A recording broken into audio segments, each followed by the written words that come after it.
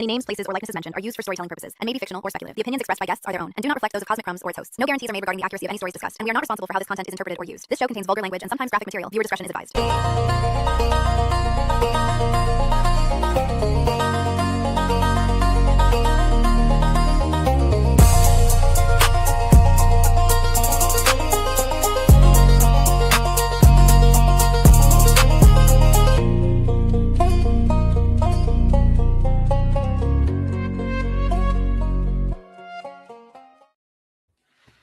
What's up, everybody? Welcome back to episode number 5 of the Cosmic Crumbs podcast. And I'm super excited about tonight. Usually it's been just me yapping for, the past 4 or 5 weeks. But tonight I'm super excited to have Native American spiritual practitioner, medium, mentor, and my good friend, Kaitlin Crawford from Unbound Spirit Medicine. Hey, Kaitlin. Hello, Telly. I'm so excited to be here. I'm super excited too. You're the very first guest. Oh, that is exciting. Yep, first guest. All these people have just been listening to me talk to myself in this room for weeks. I'm sure that's been entertaining as well. It takes some getting used to like, you're by yourself. You don't really have anybody to keep the conversation going. So it takes some skill to dial that in to where you can, yap alone in a room for an hour straight. I see everybody joining in the chat. Hello, everybody. Anna.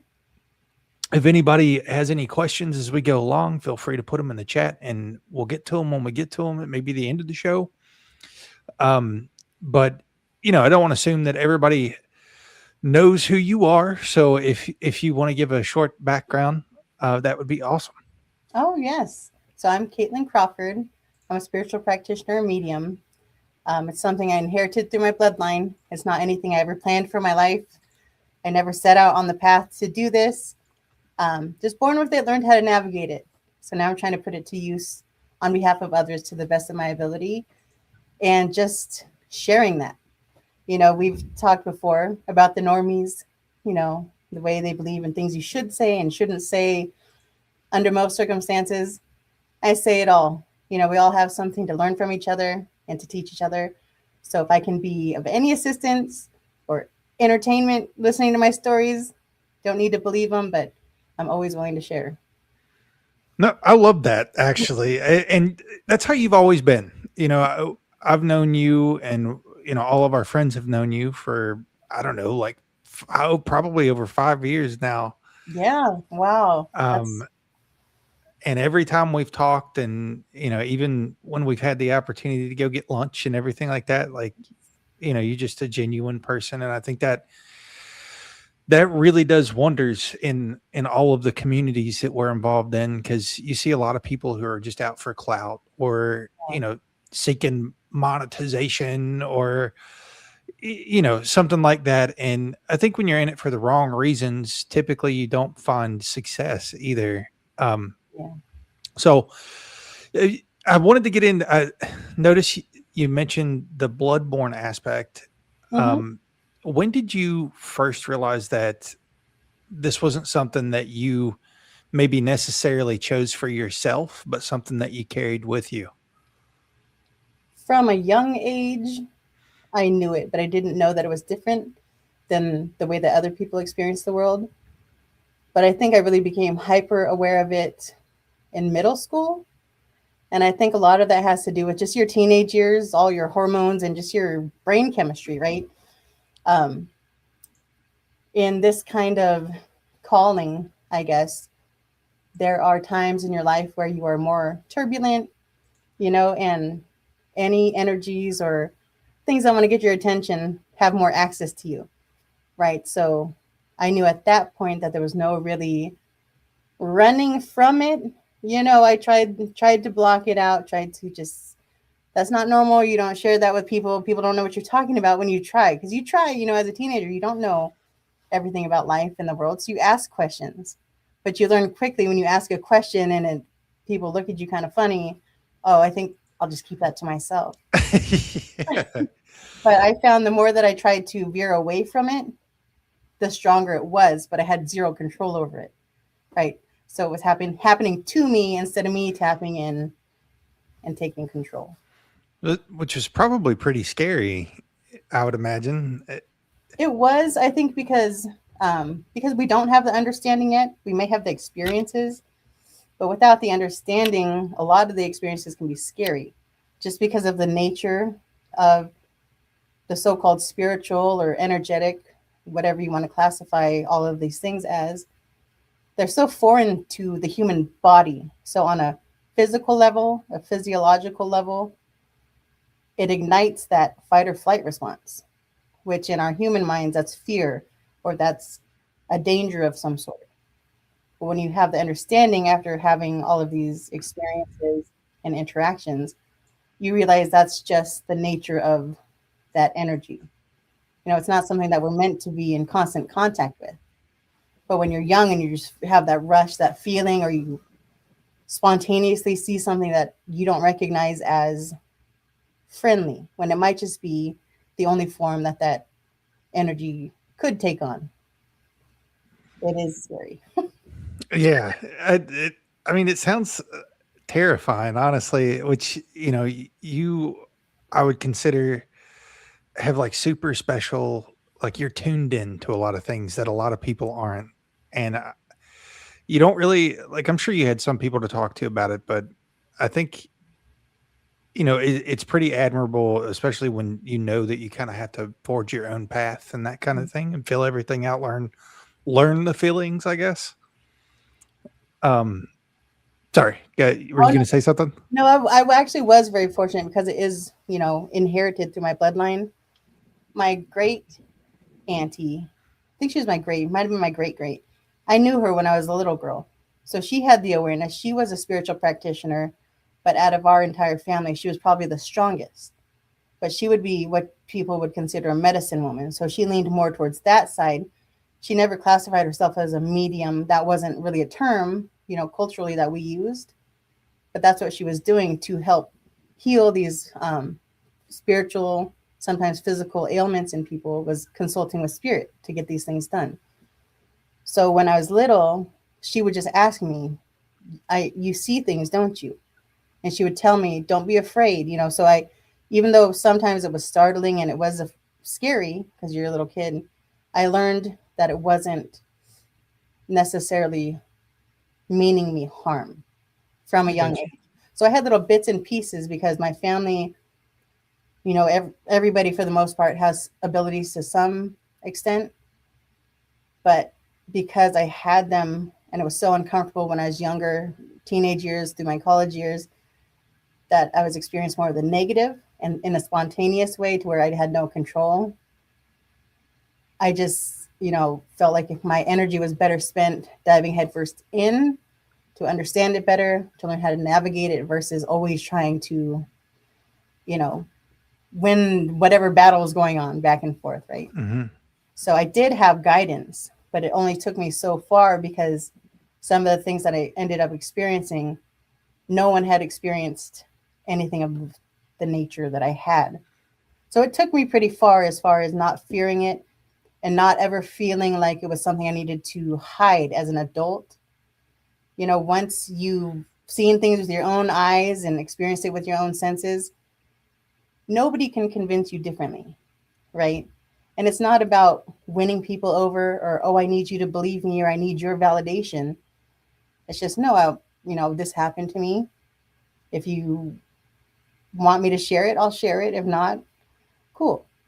Right. So I did have some very strong people with very strong medicine that did lead me on my way as family. So I did have the basic foundation just because historically that was passed down. So the ladies that came before me had to navigate it. Mm-hmm. I got you. Mm-hmm. So what would you say like the most common, because you've done mediumship for a long time in your adult life, especially, I think. But what would you say the biggest like common misconception is about mediumship? That's a great question. I think the biggest misconception is that we are fortune tellers, or that we're going to tell you the future, or, there's a lot of negative connotations around it because, realistically, there have been people who are just frauds, so there's a lot of stigma behind it. Mm-hmm. That's why even using the word medium, I don't identify with that at all. But in modern day society and with all of the, new age paranormal wave and all of that, this is something we've been doing for thousands of years. The classification is just different. So I think that's it. Well, why don't you tell me this, or that? People forget that they have free will, and the basis of mediumship or any kind of spiritual communication is exactly that. So even though I have access to my guides, which I do most of my work through, if I were to ask them something, oh, what's going to happen tomorrow, or what's going to happen with this relationship, or this or that, they can give me advice. They're my advisors. They don't tell me because I have free will. I can change my own future at any moment. That actually makes a lot of sense. And I agree. I think people, hire people like that a lot of times because they're like almost out of desperity, or, maybe they've lost someone or something and they're just desperate. Yes. And there are people out there who will exploit that. So people have to be very careful. Yeah. Yeah. Well, and I think the questions, like sort of the conversation that precedes maybe a mediumship or a spiritual advisement, I think that is super important too. Like there's definitely some red flags. I've met a lot of mediums, a lot of psychics, which I know that you don't identify with that either. But there's definitely some red flags that come up in conversation sometimes that almost feel like mentalism in a way. And that's the thing that I was actually talking about this like 2 weeks ago. That's the thing that kind of turns me off is when I feel like you're trying to hack my mind and like gather details. That's it. I go into defense mode. Yeah. And that's a good stance to have. I mean, you can feel that. You can feel people's intentions. And I think if somebody gives you a list of questions before a reading, that's a red flag. Or they ask you, what are you looking for? I might set the mood or the conversation by saying, well, what brings you here today? Right. But then I tell people right off the bat, you can share with me or you can just receive. Would you just like to receive what comes through? And then I tell them, you have at any time, if you have questions when this is coming out, ask them. It won't break the connection. Well, and that keeps me out of it because, even the psychic thing, when you use your psychic abilities, everybody has psychic abilities and different intuitions and things. I don't want to know your business, right? And this keeps me completely out. I'm just the channel. So I think that's the difference. I'm not relying on my own senses in any way. And that's just stylistically. I mean, I could, if I wanted to tap in, but then I'm giving my influence because it's going through multiple filters. Okay, I have the authentic message that came through, but then I could say, well, what does it most likely pertain to? And add my own human, whatever to it. And to me, that muddies everything. That clouds it up. So I just channel and I read whatever came through. Well, and I think that is a good green flag for an ethical operator in this space. There's tons of red flags to look out for, but like Kaitlin said, I think if you're going to advise with somebody about spirituality or to ask life questions to, make sure that you don't have to answer 50 questions before you go into something like that. That may be not a good situation. Another good red flag to notice is if your time is running out and they say, "Oh, the signal isn't as strong. I need another $20, whatever it may be." But Like put money in the old payphones. yes, Like exactly. your time's running low, but something's trying to reach out. Exactly. So Yeah, there that is a lot. And it's just using your own best judgment. That's all yeah. you can do. Um, something else that I wanted to get into was I think the phrase on your newest website so powerful that we are the medicine. I really loved that when I was thinking about you coming on the show again. I wanted that, or not this show, but you know what I mean. When I was thinking about talking to you again, I was I just wanted to ask, like, what does becoming your own medicine actually look like in everyday practice? It looks like authenticity. We talked about the normies and all of that. If Hmm. you take society as a whole and look at it from a third person perspective, how many people are masked on a daily basis? And Everybody, a lot of people. exactly. And that's for 90% of their day. Some people aren't even comfortable enough around their own families because they wear these different hats in their families, their mothers, fathers, sisters, brothers, daughters, all of that. We have to keep up that facade. And a lot of people don't realize that that's exactly what it is. It's only a facade, right? So when you remove that mask, which is the other side of my business, is a spiritual wellness and the empowerment, authenticity, coach kind of thing, is when you remove that mask or ask people to remove it. If I would say, "Hey, Tully, who are you?" What would you tell me? Well, yeah, Just just right now, just tell me who you are and to the best of your ability.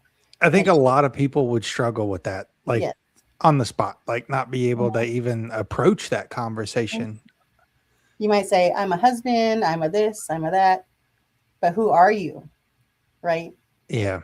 And when people have that awareness that, you know, no one expects to not know, we lose that because we are always pretending to be something else for the benefit of somebody else or for the validation of somebody else. So becoming your own medicine is building that self-awareness. Most people, if I ask them, well, where is your favorite place to eat?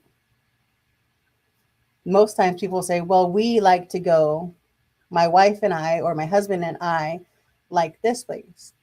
But if it was just you, where would your favorite place be? And most people don't even realize that we have no consideration for ourselves on a daily basis.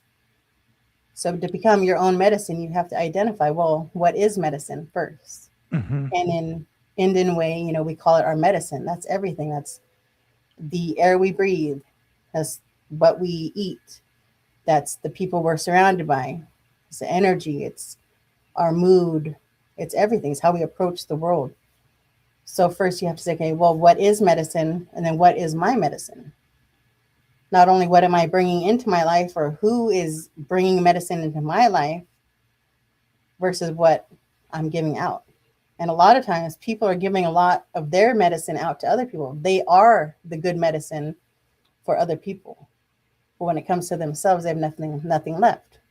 And that's giving from and trying to give from an empty cup is what that comes down to. So being your own medicine is building that self-awareness, that self-love, and that authenticity to where I am myself in this world in regard to everybody I deal with in my business, in regard to how I deal with my family.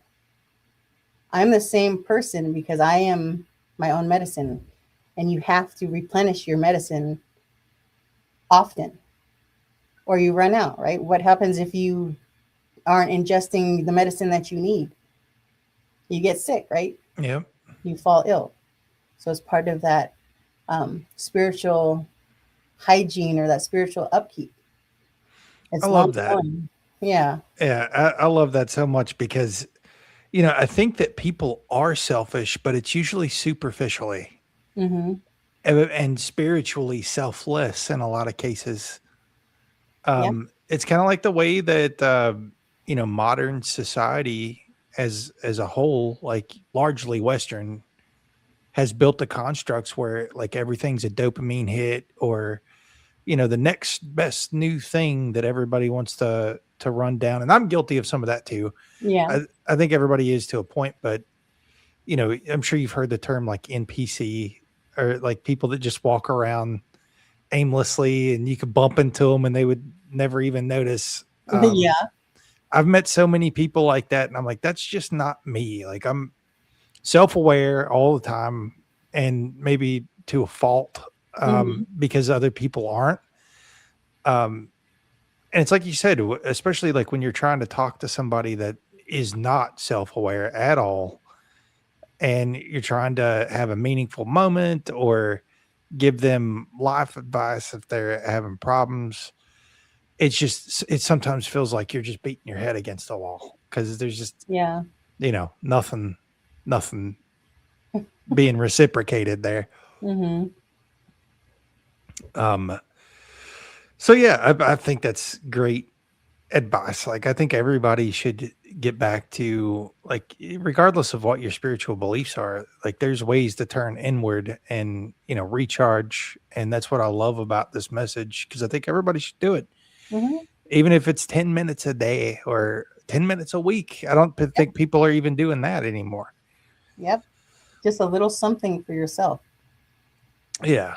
It's just crazy. But I know that you were doing some spiritual like retreats and stuff like that. Are you still working on anything upcoming with that kind of thing? I'm trying to lock down dates right now. So the past couple of years, we've been focusing on this, like the self-love, the awareness, the my medicine, we are the medicine type of retreats, which are more wellness based. But this year, what we're really going to focus on is spiritual development, conference style retreats for people who want to learn about practitionership as well. Okay. And how that proactive approach to spiritual wellness, and for practitioners or people who are interested in kind of testing the waters, who might feel like, I have this ability, I don't understand it, I would like to understand it and just see what's there for me. So we're looking for, I keep saying we're because my friend Michelle, she's one of my first pupils that did a 6-week journey with me, I call it, to mediumship. And her abilities came to the surface. So now we collaborate for the retreats and things. So we're looking at doing one in Lake Tahoe, probably in September. And then we're either going to do Sedona, because there's a big call for that there. But I would rather, we're kind of trying to figure out right now. I think I want to kind of stay local instead of going to Sedona and doing vision quests. So I do individual vision quests with people for the same reasons, either spiritual healing, development, all of that. And that's just a rapid progression, because that's letting everything, blood, guts, tears, sweat, all of that at once. Really, it's like a fast track. Exactly. That deep look within. And, once we're in the thick of it, it's the individual against their mind. You're either going to reach out to whatever higher power there is for you, or you're going to go real deep within and depend on yourself and pull through. But it is very transformative. So I think I'm going to focus on the transformative vision quest, and then the conferences, the developmental conferences. No, that sounds awesome. Yeah. So we're excited to do that again. I would totally go to something like that before I would go to the Monroe Institute. I'll say that. Like, I don't know, like that. Sometimes I feel like if you were to go to something like that, maybe you get plucked up if you're too good at it. You know what I mean? Yeah. But no, that sounds awesome. And as that gets closer and you lock down dates and stuff, we will totally advertise that for you. You just let me know. Okay. We'll do it across our shows, because we got people kind of all over. Yeah. So we'll totally tell everybody about that. Oh, that'd be great. And I think, well, we talked maybe like 3 months ago. Was that your last sort of paranormal adventure? Yes, it was. So that was our first developmental conference, but it was a day and a half, so almost 2 days. But that was in Tonopah, Nevada, at the Mizpah Hotel, which is world renowned for their, haunted hotel. It was really good, but for the depth that I like, wasn't long enough, because my, sweet spot is the communication and that physicality, the physical experiences. So we had, enough at everybody's comfort level, but as they should, everyone normally approaches this subject matter with a heavy dose of skepticism, I guess. Mm-hmm. I think people are expecting some kind of adventure experience, or I don't know what they're expecting. But when they experience something tangible, I forget sometimes, because this is my daily life since I was little, but it changes people's worldview in an instant. It really does. So when that happens, there's a lot of debriefing that goes on. So it's not continued development, because they're like, wait a minute, I need to process what just happened.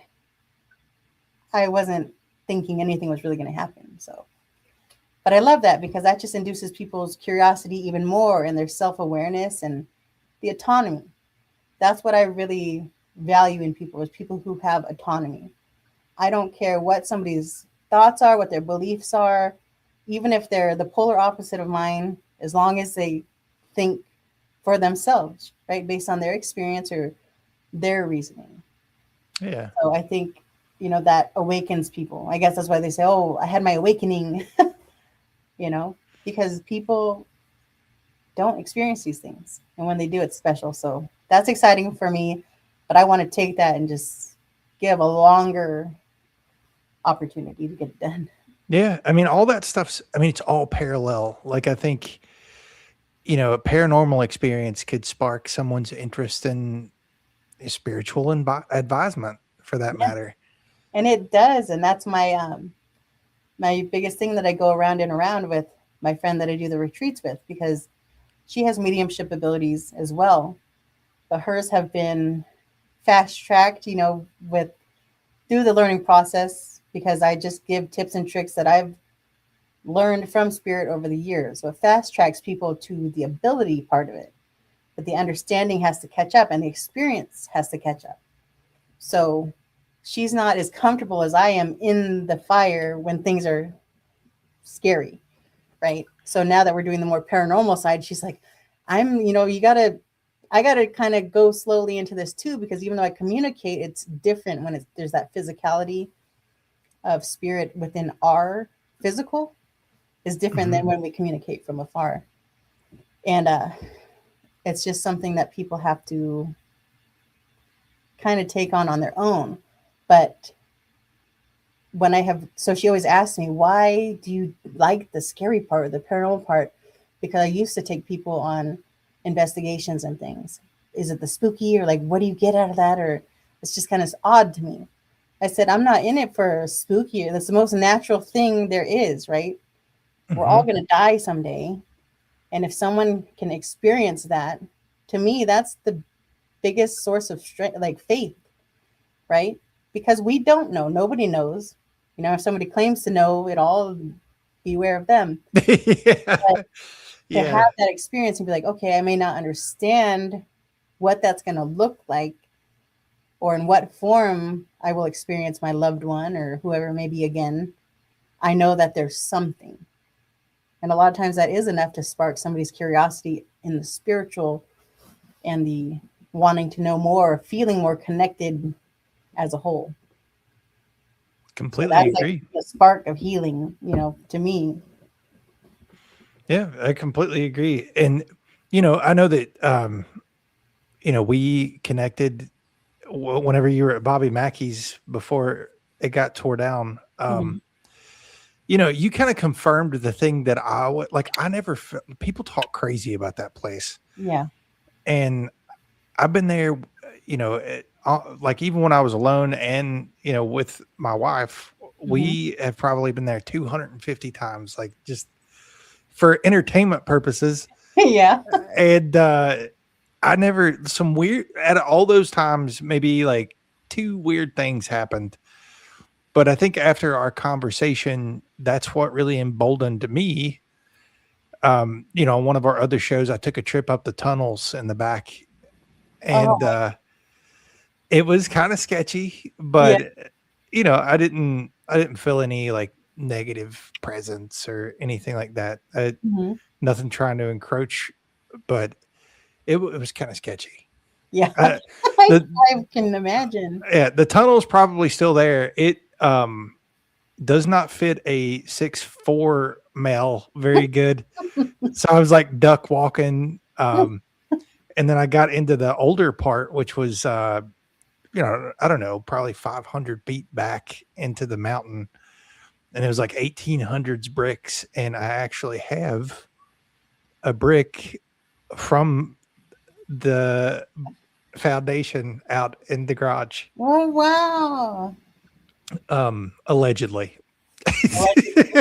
And no spooky stuff happening? No spooky stuff happening. I thought it was cool. It was just laying out. And it was from an old steel company, and the brick itself is like way bigger than a normal brick.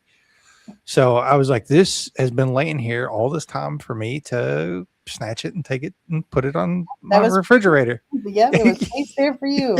Yeah. I believe it. Hey, Crystal. Okay, so now I want to get into some food stuff. Okay. So this is just, I made this show to talk about, some of the spiritual aspects of life and all the weird stuff. We've been looking at the National UFO Reporting Database, which has turned into kind of like a Google Earth scenario where you can go all around the world and look at different cases. If you're interested in looking at that, like anything close to you, it's Newfork. So NUFORC. And that database has been around since the 70s. We've been playing around on that. And I've been reading some spooky, like glitch in the matrix stories some days. But, whenever I have guests on, I want them to be this, like just to have honest conversation about things that people, may consider alternative thinking and, alternative practice in life. Well, I think I mentioned to you before. If I haven't, I don't know why I think I did, but I am interested in looking at this because we'll have a conversation later on down the line, I'm sure. But not the origins of my mediumship abilities, but the amplification. There is one very unique aspect to that I haven't even acknowledged until about 3 years ago, because I've known it my whole life because I recall it. And my cousins have confirmed it because it was a joint experience. Okay. But none of us remembered it until adulthood. So I'm just now starting to look at alternative things that weren't in my wheelhouse. I got you. Yes. So, well, the right people if if you're interested in some weird stuff. So yeah, we can certainly talk about that. Would love to talk about that actually.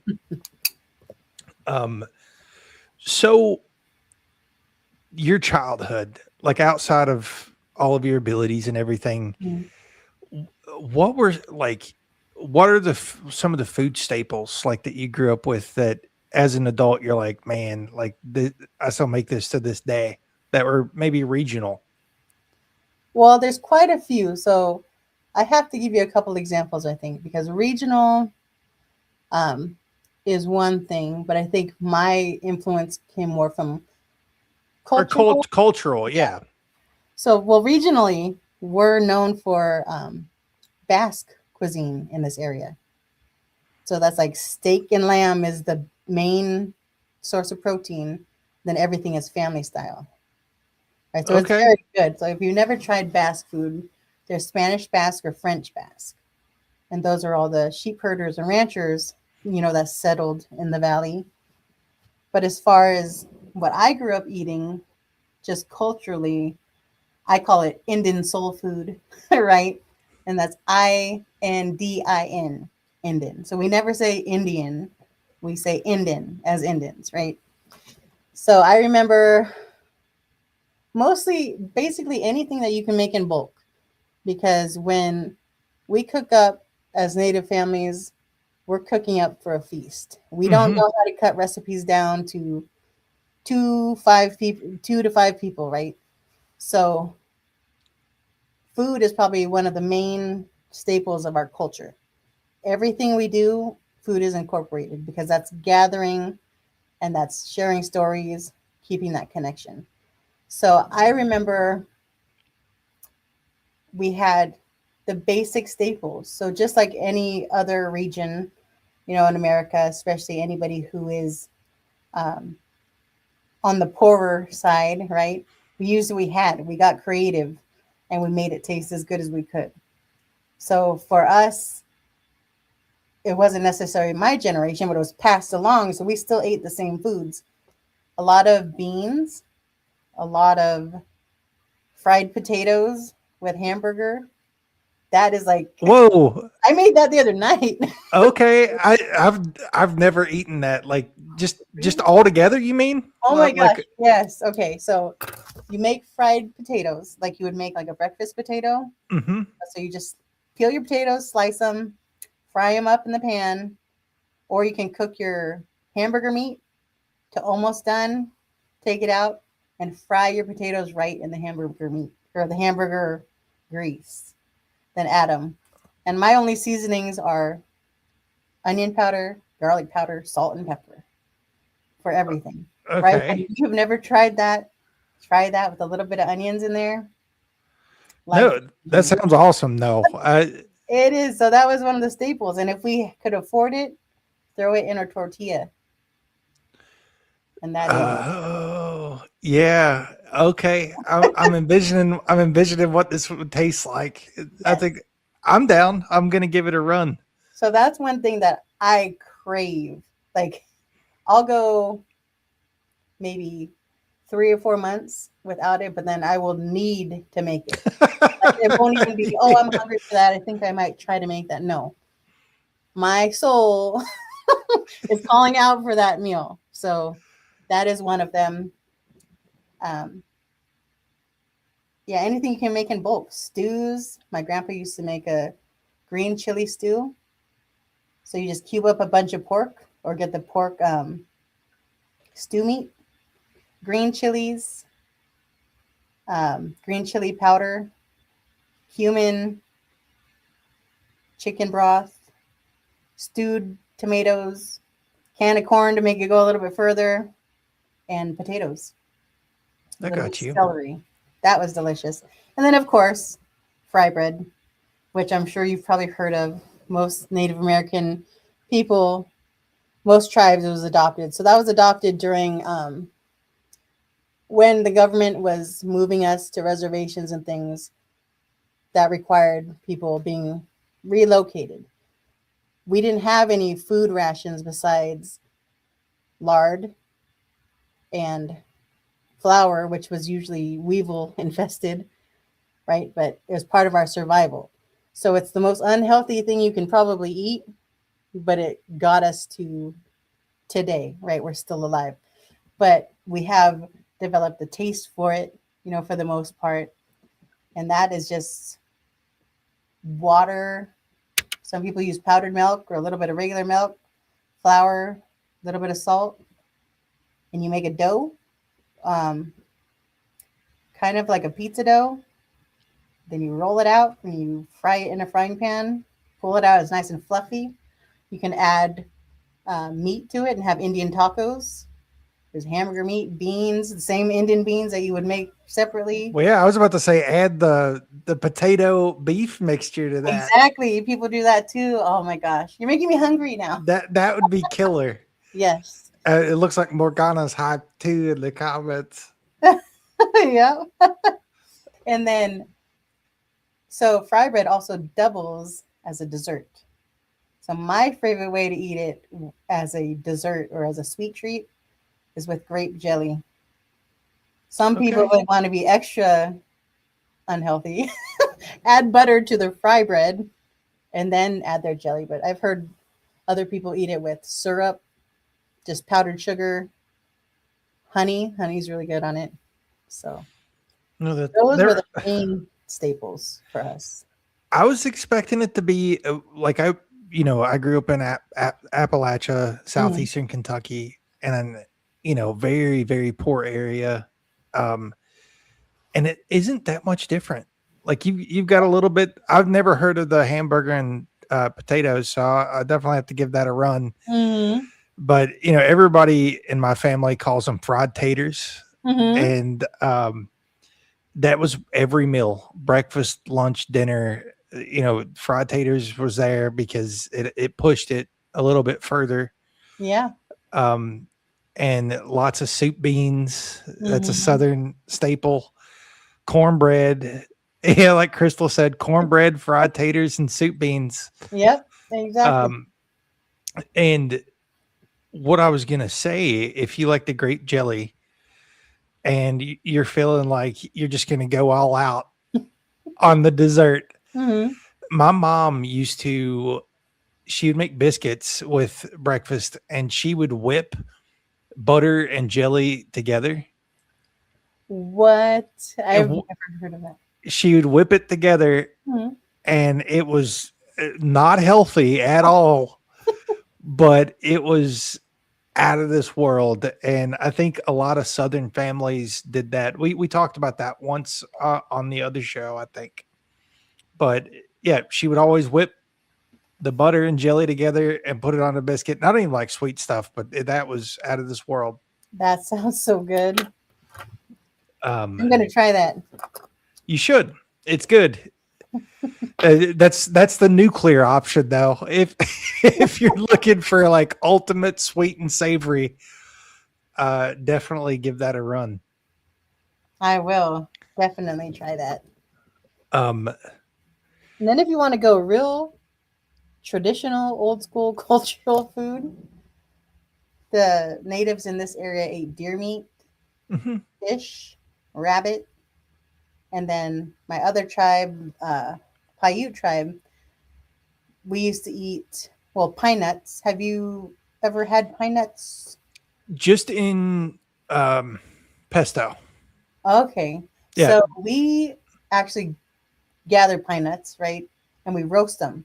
So when you eat them, you crack the shell open. They're really soft and meaty. They're kind of Okay. sweet tasting. They're very earthy. So if you I've ever get a never roast, had them. they're delicious. And then That's there's a, I don't know if it's a larvae. Is that what the young larvae are called? That we used to eat as a protein staple um, in the Mono Lake area to sustain us. That's one of the harshest environments to survive in. So that's how they found a way, I guess. wow. Yeah, it's pretty crazy. I have never tried one, but at my work now, we do have them on display, and they're fat. They're like they're like Yeah. probably. Yeah, it's like eating a grub worm or something. Yes, so I have already made up my mind. If somebody, an elder, approaches me and like, "Hey, you need to try our cultural food," I got to do it. Yeah, you can't say no. I got to do it. So that's on my bucket list. Well, if that ever happens, you'll have to give us a play by play on I'll send you guys a picture. on how it was. Oh yeah, I forgot Morgana's raising food rabbits at the moment. Oh, And she has a whole operation, like an army of rabbits. oh, that's interesting. Yeah, we like rabbits is we're definitely like a southern staple, squirrel, and something that's pretty rare, but the old timers used to do it. My great aunt was the last person I remember doing it. Um, turtles. Oh, They would clean turtles and either fry them up, or that's like the turtle soup.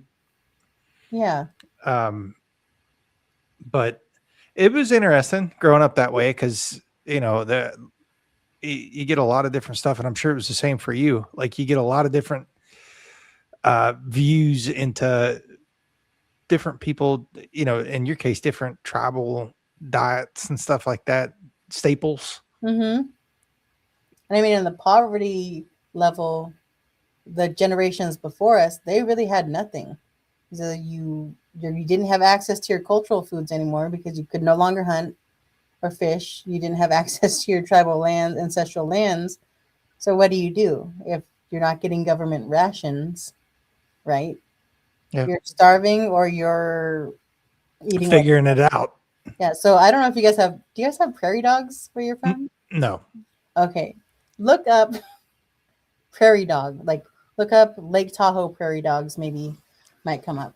And it'll show you. I think they're rodents, but people used to eat that too. So that would probably be our equivalent to squirrel. I got you. Yeah, they look like a tailless squirrel. Yeah, it kind of looks like a golden retriever, like a really young puppy. Okay, I'm gonna have to snip a picture and I'll share. And in Washoe, in our language, just for your information, those are called dittish. Okay, dittish. Yes, exactly, dittish. Perfect. Oh man, it has a tail, but it legitimately looks like a tailless squirrel in a way. Yeah, isn't it like a little tiny tail? Yeah. Just a little bitty tail. Tell me this doesn't look like a tailless squirrel with smaller ears. This is tripping me out. Yep. And they come up out of their hole in the morning and they make this really weird whistling sound. It's a no for me. I can't say no. I got to try it first. I mean, I'll eat it. I'm just saying, like, you're being out camping and you just hear like random whistling in the dead of night or something. I'd be like, okay, we got to go. Yep. We got to go immediately. Landa says they have them in Texas. Oh. We do not. We've got possums, which are kind of, I think those are regional. You know what? I never saw a possum until I went to North Carolina. Yeah. With my uncle. And it was funny because I had gone to, I think it was a church. It was like a church park. My uncle is a bluegrass musician. That's amazing. You're going to see some real old timey bluegrass. And I was like, okay. And I had to ask, because I'm not from there. And it was the first time ever visiting. I was like, well, uncle, they know I'm brown, right? Like, I had to ask. Oh my God. I didn't want to show up and all the music to come to a So, like, what am I walking into? And that was one of the most beautiful experiences I ever had, because I walked in, they were all under this gazebo, and, a bunch of Appalachian singers. They were singing like hymns and all of these things. But there's about 30 of them all in a circle under the gazebo. And they had a microphone that was just on a rolling stand. Mm-hmm. And they were just going around the room. And there was a guy playing upright bass wearing his coveralls, no shirt under. And I was like, this is the real deal. Yeah. Yeah. And then they asked me to sing with them. So I sang a song with them and my cousin. I was like, wow, that was amazing. But anyways, so short story long, they played this song and I was started to laugh, but then I was like, well, wait, I shouldn't be laughing. Like, this is maybe a folk song or cultural to them, but it was called, I think, 10-pound possum in the headlights or something like that. So when my cousin was driving me home, I saw a possum on the side of the road and I was like, 10-pound possum in the Yeah. That was the first time I ever saw a possum. People keep them as pets. I would never, because don't they have big teeth and claws? Well, they're friendly. Like if they're tame, they're super friendly. The problem I have is I love animals, and the average lifespan of a possum is about 5 to 6 years. Oh, that's And short.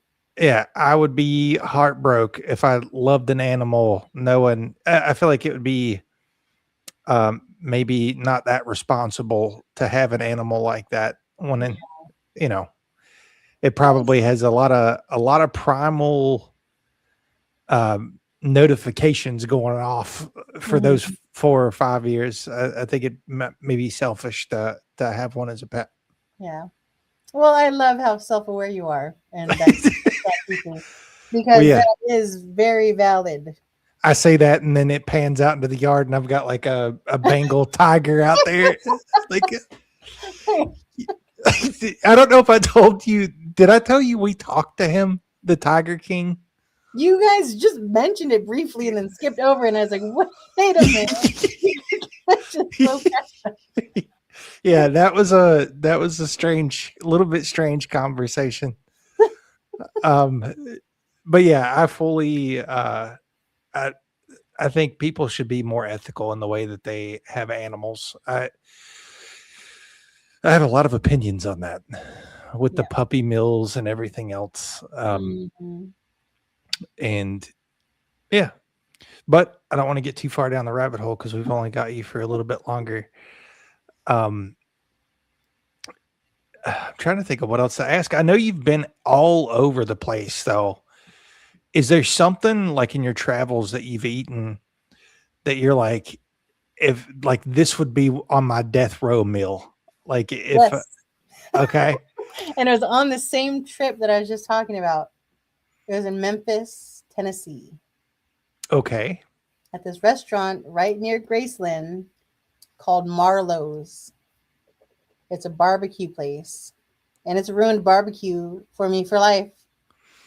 My goal, like I love this meal so much that my goal in life is to make enough money to where if I'm craving Marlowe's, I can take a flight out there, eat, and come back.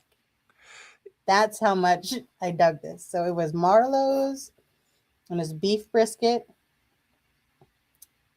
pork ribs, fried green tomatoes.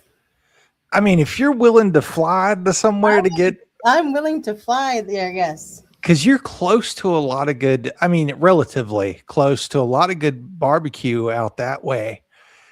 But if you're, and there's a lot of world championship barbecuers in Memphis. Mhm. I'm not gonna pretend that's not the case. I'm just saying, if it's that good to where you're willing to take a trip out there to check Yes. it out. Serious. No, I want to take multiple trips per year is my goal. So I'm actually thinking about scheduling one of our retreats somewhere. So I've been looking up haunted hotels in Memphis so that I can go to Marlowe's. And Memphis has no shortage of haunted places. I'll tell you that. Nor does Tennessee, for that matter. Hmm. Um, but yeah, if you do something like that, I don't. Memphis is probably like 5 hours away from us, but if it's that good, we may have to make the trip to come Yes. see what you all have going on. I think that would be worth it. Yeah, I mean, I've eaten at some really good places. There's a couple places in Arizona that were really, really good. Just because you're getting close to like the border and very Yeah. authentic Mexican food. And the most dangerous looking places have the best food. Yeah, I believe that. I got enchiladas from a place in Phoenix that had bars on the windows, and it was somebody's house. You walked in, and there was one window. That window had bars on it, and they handed you your food out of a slot. Oh, And and one of the workers there, like that lived in Phoenix, took me there and was like, "This is it." And it was wonderful. wow. Do you remember the name of it? I don't think it had a name. It was like legitimately like Abuelo's, like or Yeah. Abuelo's house or whatever. One's actual grandma's house. Yeah, somebody's grandma's making that food. It was that good. Wow. But I went to a casino on an Apache reservation, and I don't know the name of it, but I do remember the name of the steakhouse. It was called Shula's, and it was out toward Canyon Lake from Phoenix. And if you're ever in that area, Canyon Lake is absolutely beautiful. It's a spring-fed lake, so it's 120 degrees outside. The lake's like 70, and it's close to the Apache reservation and you know all that good stuff. But we went to a steakhouse there, and it was amazing. But yeah, I would love to try some of the. I'm gonna have to make the the taters and hamburger. That's gonna be. Yes, do it and then update me. I'll let you know. I think it has the potential to be life changing. I'll let you know. Camping, it's best outdoors. Okay. I don't know if you're aware. You might be. I don't know how much time you spend outdoors, but anything Quite a bit. Outdoors tastes better than. Yeah, especially if you've been walking all day or you know hiking, anything like that. Morgana said the best foods in Mississippi are, I'm assuming you like gas stations, like service stations. That can be the case around here too. There's pleasant surprises at a lot of places that you stop. But yeah, it's been great catching up. And thank you for sharing all of your culture. Thank you for having me. And I'm sure that you will be back at some point and we'll have another conversation. Maybe talk about some new places you've been eating and stuff. Yeah. I'm going to be doing some more traveling now, you know, as the weather gets warmer. Yeah. So anything that you have going on, just shoot me a text and be like, hey, I'm doing this date, and we'll promote it, get it out there, let people know about it. And if you don't already know everywhere that Kaitlin's at, in the description of this video, there is a link to her link tree. You can find the Unbound Spirit Medicine website on there. You can find her Instagram, all kinds of stuff. And you know, I know that everything you're talking about is sort of upcoming, but as you get more information and you solidify plans, please let us know so that we can tell people about it. We sure will. Definitely will. And if you don't already follow this channel, give me a follow. You know, go to the link tree. I haven't plugged all show. Thanks, Landa. No, I'm kidding. But I've got a spot now. We've got a place for you to submit strange stories, spooky stories.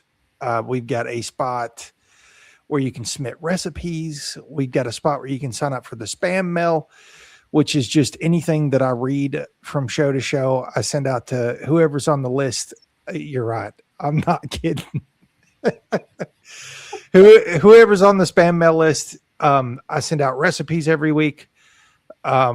Any stories that I read, I try to put them together. Like last week, I put all the glitch in the matrix stories in the emails. So if you are unsure whether you're going to be able to make the show, you ain't gotta. You can just sign up for the spam mail and you're going to get all the recipes and all the stories that I'm yapping about anyway. So it's a good way if you're, you know, out sometimes, or, you know, I do the show pretty early on Thursday. So if it's too early in the day for you, sign up for the spam mail and you can get all this stuff. And on that note, we're out of here. I'll be back tomorrow on Where in the Folk at 7 Eastern. And we're going to be talking about all of our personal woo-woo experiences at listener request. So brace yourselves for 2 hours of laughter and tomfoolery as we talk about all of that. But thanks everybody for watching, and we will catch you next week.